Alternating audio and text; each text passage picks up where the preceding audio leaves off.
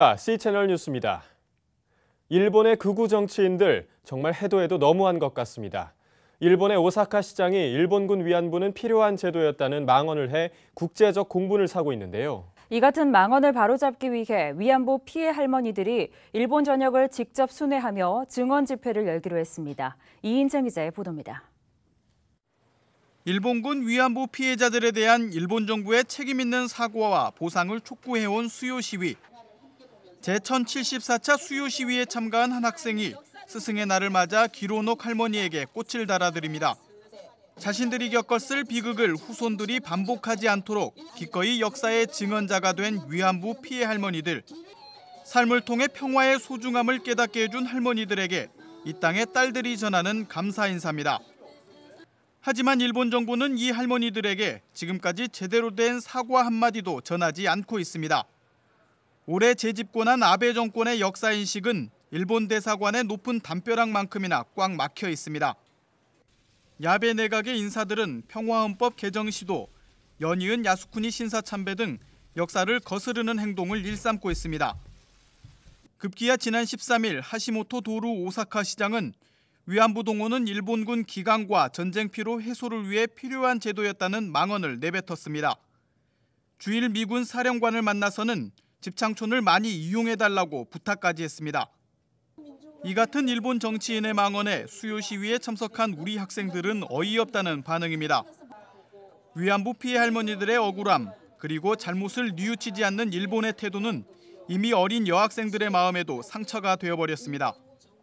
왜 여자 입장으로서는 그게 정말 가슴이 무너지는 거 아닙니까? 그래서 분합니다. 좀 많이 분합니다. 전쟁이라는 것 자체가 무고한 사람들을 희생시키는 일이니까 있어서는 안 될 일인데 거기다가 여성들까지 동원시킨다는 건 정말 말도 안 되고.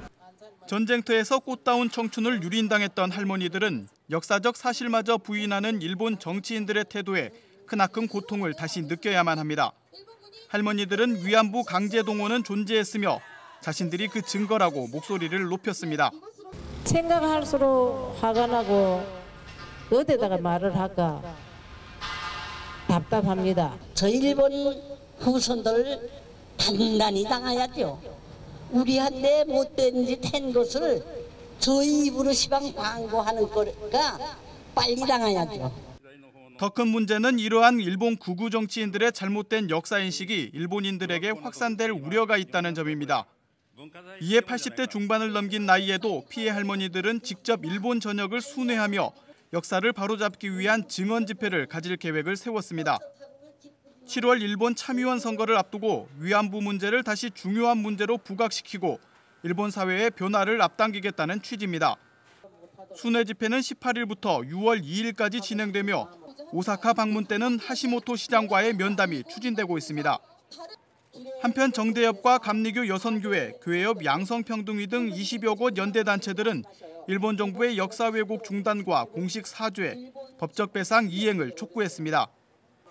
또 박근혜 대통령이 위안부 문제 해결을 대일 외교 최우선 과제로 삼아달라고 요청했습니다.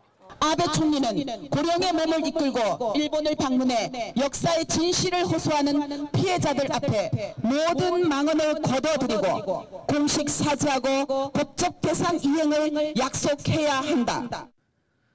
하시모토 시장의 망언에 대해 우리나라와 중국, 해외 언론들까지 강도 높게 비판하고 있습니다. 하지만 하시모토 시장은 15일 재차 자신의 발언에 문제가 없다고 강변했습니다.